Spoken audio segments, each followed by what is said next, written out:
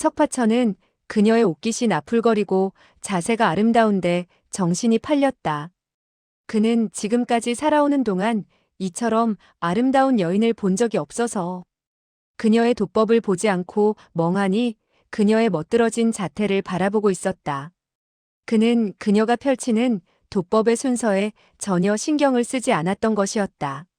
수아는 녹슨 칼을 걷어들이고 뒤로 두 걸음 물러선 뒤 말했다. 칼을 걷어들인 후 반드시 내력을 돋우고 좌우를 살펴서 적이 암습을 가하지 못하도록 해야 해요. 이때 석파천이 넋을 잃고 자기를 바라보고 있는 것을 본 그녀는 자기의 말에 귀를 기울이지 않았다는 것을 짐작하고 슬쩍 물었다. 어떻게 된 거예요?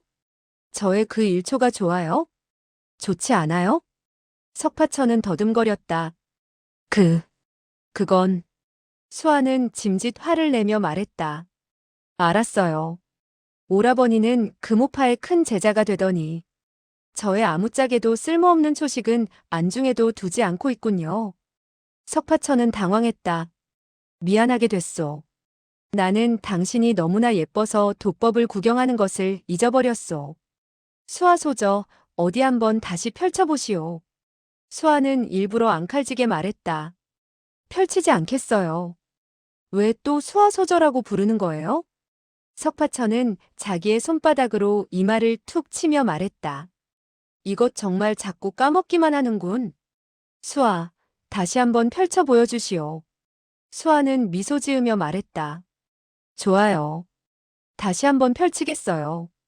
그러나 세 번까지 펼칠 기운이 없으니 잘 기억하세요.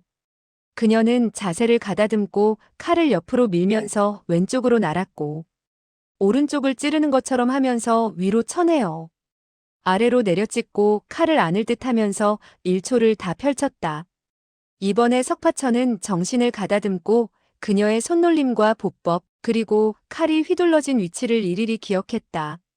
수아는 재차 그가 칼을 걷어들였을 때 적의 암습을 방비해야 한다는 사실을 설명했다.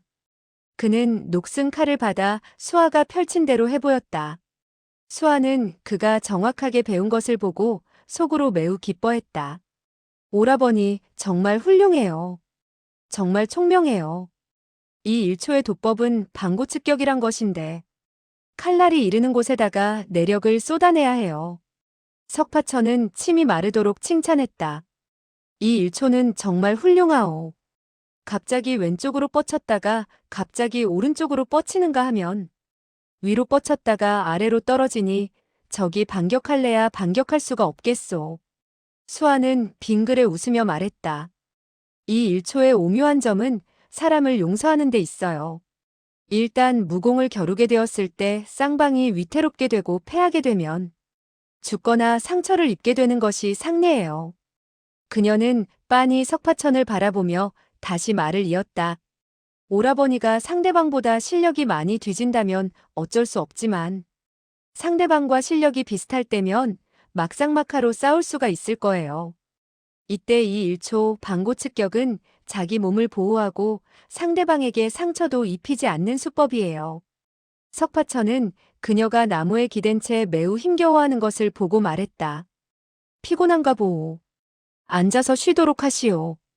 수아는 천천히 무릎을 꿇고 앉아서는 물었다. 저의 말을 들었어요? 석파천은 고개를 끄덕였다. 다 들었소. 이 일초는 방고 뭐라 하더라. 이번에 그는 귀를 기울이지 않은 것이 아니라 방고측격이라는 네 글자가 오늘 따진 수거인지라. 그 뜻을 몰라 제대로 설명하지를 못한 것이었다. 수아는 그가 쩔쩔매며 초식의 이름을 대지 못하자 말했다. 또 정신을 딴 곳에 팔았군요. 고개를 돌리고 나를 바라보지도 말아요. 이 한마디 말은 농담 삼아 한 것인데 석파천은 정말 고개를 돌리고 그녀를 쳐다보지 않았다. 수아는 웃으며 말했다. 이것은 방고측격이라는 거예요. 오라버니, 무림 인사들은 모두 다 지는 것을 싫어해요. 명성을 떨친 사람이 만약 오라버니에게 상처를 입게 되었을 때는 별 문제이지만 패하게 되었을 때는 자기 자신이 죽음을 당한 것보다 더 괴로워하게 돼요. 따라서 무공을 겨루게 되었을 때 될 수 있는 한 상대방에게 여유를 남겨주어야 해요. 그녀는 잠시 여유를 두었다가 다시 말했다. 오라버니가 이기게 되었을 때 이와 같은 일초를 펼쳐 보이세요. 동쪽으로 쳤다가 서쪽으로 찌르는 수법의 구경꾼은 눈이 부셔서 제대로 칼날이 어디로 뻗쳤는지 갈피를 잡지 못할 거예요. 그러다가 오라버니가 뒤로 두 걸음 물러서서 무기를 거둔다면 다른 사람이 볼 때 누가 이기고 졌는지 분간하지 못할 것이며 적에게 체면을 세워주는 결과를 낳게 되고 원한도 적게 맺게 되는 거예요. 이어 그녀는 궁리를 하며 천천히 말했다. 거기다가 오라버니가 귀하의 건법이 절묘하니 불초가 탐복해 마지 않소이다. 오늘 승부를 내지 못했으니 이로써 그만 덮어두기로 하고 서로 친구가 되어 사귀는 것이 어떻겠소이까? 하는 식의 한마디를 하게 된다면 상대방에서 오라버니가 일부러 양보한 것이고 또한 자기의 체면을 깎지 않았다는데 감격하여 10중 8구 친구가 될 거예요. 석파천은 그녀의 조리 있는 말에 탐복해 마지 않았다. 수아는 나이도 어린데 어떻게 그토록 잘 알고 있어? 정말 그 방법은 멋있을 것 같은데? 수아는 웃으며 말했다. 저의 이야기는 끝났어요. 이제 고개를 돌려보세요. 석파천은 고개를 돌려보니 그녀의 얼굴에 봄바람이 부는 듯 화사한 미소가 떠올라 있었다. 석파천은 그 순간 자기의 가슴이 출렁이며 파동치는 것을 느꼈다. 수아는 부끄러운 듯 얼굴을 붉혔다. 제가 알면 얼마나 알겠어요. 어른들이 그렇게 하는 것을 보고 또 말하는 것을 듣고 하니까 자연 알게 된 것뿐이에요. 석파천은 말했다. 내가 다시 한번 펼쳐 보이겠소. 그러면 다시는 잊어먹지 않을 것이요. 그는 몸을 날리더니 녹슨 칼을 쳐들고 방고측격을 2번이나 펼쳐 보였다. 수아는 고개를 끄덕였다. 매우 훌륭해요. 조금도 잊지 않았군요. 석파천은 싱글벙글하면서 그녀의 곁으로 가 앉았다. 참, 제가 이 방고측격을 가르쳐 주었다고. 절대로 할머니께 말씀하지 마세요. 석파천은 말했다. 그렇게 하겠소. 할머니가 아시게 된다면 결코 기뻐하지는 않을 테니까. 수아는 정색을 하며 물었다. 오라버니는 어째서 할머니가 기뻐하지 않는지 그 이유를 알고 있나요? 석파천은 말했다. 그거야 금오파의 제자가 다른 문파의 무공을 배웠으니까. 할머니가 좋아하지 않는 것도 당연하지 않겠소? 수아는 빙그레 웃었다. 호호. 금오파라니. 할머니도 정말 어린애 같으시단 말이에요. 석파천은 빙긋이 웃었다. 정말 할머니는 어린애 같은 데가 있어. 정불사 할아버지가 병나도에 가서 쉬시라고 할 때 갔다 오면 되는 것을. 왜 하필이면 강물 속으로 빠져 자살을 해야 하는지 그것이 바로. 그는 잠시 여유를 두었다가 다시 말했다. 기껏해야 병나도가 놀기 좋은 곳이 아니라는 것뿐이지. 큰 상관이 있는 일은 아니잖소? 내가 보기에 정불사 할아버지는 할머니에게 퍽 잘 대해주고 있는 것 같았소. 할머니가 계속 그에게 욕지거리를 퍼붓는데도 그는 성질을 내지 않았소. 오히려 할머니가 그에게 매우 거칠게 대들곤 했지요. 수아는 미소 지었다. 제자가 사부님을 비난하다니 제가 할머니에게 일러바치겠어요. 할머니가 크게 화내실 거예요. 석파천은 그녀가 하는 말을 듣고 약간 당황해서는 말했다. 아니요. 다시는 그런 말을 하지 않겠소. 수아는 그가 당황해하는 것을 보고 이렇게 얌전한 사람을 골리는 것은 나쁘다고 생각했다. 그녀가 석파천에게 방고측격이라는 일초를 가르쳐준 데는 그녀 나름대로의 고충이 있었다. 그녀는 부드러운 어조로 말했다. 오라버니, 나에게 한 가지 약속해 주세요. 다른 사람과 손을 쓸 때 살인을 하지 않고 사람을 해치지도 않으며 상대방의 체면도 깎지 않겠다고 말이에요. 오라버니가 약속을 해주시면 고맙게 생각하겠어요. 그리고 저는 보답할 길이 없어 먼저 이곳에서 큰절을 하여 사의를 표하겠어요. 그녀는 즉시 몸을 굽히고 큰절을 하려고 했다. 석파천은 깜짝 놀라 말했다. 아니, 어째서 나에게 큰절을 하시는 게요? 그는 다급한 김에 자기 자신 역시 큰절로써 발레했다. 이때 십장 밖에서 여자의 녹이 어린 음성이 들려왔다. 쳇, 염치 없는 것들. 당신은 다른 여자와 또다시 천지교배의 예식을 올리는군요. 바로 정당의 음성이 아닌가. 석파천은 깜짝 놀라고서 일어서며 부르짖었다. 아이고, 띵땅이다.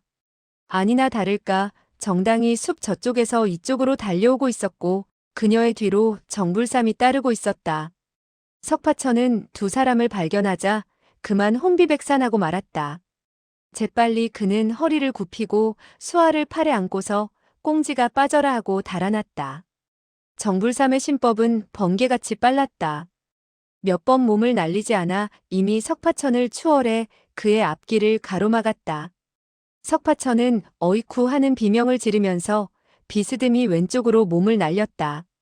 그는 경공신법이 정불삼에 비하면 훨씬 뒤떨어지는 데다가 한 사람을 안고 있으니 삽시간에 길이 막히곤 했다. 이 무렵 정당 역시 그의 등 뒤로 쫓아오게 되었는데 석파천은 그녀의 손에 유엽도가 빛을 발하고 있는 것을 보고 속으로 더욱 놀라 마지 않았다. 이때 정당이 노해 부르짖었다. 그 계집년을 내려놓아. 내가 단칼에 그녀를 찔러 죽이고 말겠다. 그렇지 않으면 우리 두 사람은 끝장이니 그리 알아라. 석파천은 깜짝 놀라 말했다. 안 돼. 안 돼. 정당은 휙하니 칼을 들어 수아의 머리통을 내려치려고 했다. 석파천은 깜짝 놀라 두 발로 땅을 차며 몸을 옆으로 날렸다. 그는 정당이 혹시나 수아를 죽이게 될까봐 자기도 모르게 기운을 쓰게 되었는데 기운은 신과 융화되고 그리하여 기운은 뜻에 따라 생겨나게 되었다. 한 줄기 웅후한 내력이 발바닥에서부터 뻗어나오자 휙하니 그의 몸뚱이는 허공을 떠올랐다. 그의 몸은 제일 키가 큰 나무의 높이보다 더 높이 솟아올랐다. 그와 같이 높이 치솟게 되자 정불삼과 정당은 깜짝 놀라게 되었으며 석파천은 허공에서 큰 소리로 비명을 내질렀다. 어이쿠! 이와 같은 상태에서 아래로 떨어지게 된다면 발목이 부러질 것이고 정당의 손에 수아가 죽음을 당하게 될 것이라고 그는 생각한 것이었다. 이와 같은 생각을 하게 되었을 때 그는 한 소나무 가지 위에 내려서게 되었다. 당황한 그는 힘주어 그 나뭇가지를 발로 차려고 했다. 좀 더 멀리 피하자는 생각에서였다. 그 순간 뚝 하는 소리와 함께 나뭇가지가 부러지면서 그의 몸뚱아리는 앞으로 수장을 퉁기듯 날아갔다. 나무를 스치는 바람소리가 휙휙 일며 그의 몸은 쏜살처럼 빠른 속도로 앞으로 나아가는 것이었다. 이때 품속의 수아는 말했다. 아래로 떨어질 때 기운을 가볍게 쓰세요. 그리고 좀 더 탄력 있게 발로 차도록. 그녀의 한마디가 끝나기도 전에 석파천의 두 발이 다시 한 그루 소나무 가지 위로 떨어지게 되었다. 석파천은 그녀의 말대로 무릎을 슬쩍 구부려서는 약간의 공력을 거두어들였다. 그 순간 그 나뭇가지가 출렁이면서 아래로 약간 굽혀졌으나 부러지지는 않았고 오히려 그는 비스듬히 앞쪽으로 퉁겨날 수 있었다. 이번에 그는 더욱더 멀리 그리고 더 높이 퉁겨지게 되었다. 정당의 욕지거리가 여전히 들려오기는 했으나 점차 그 소리가 멀어져 가고 있었다. 석파천은 몸을 날렸다 뛰어내렸다 하는 것이 매우 재미있었다.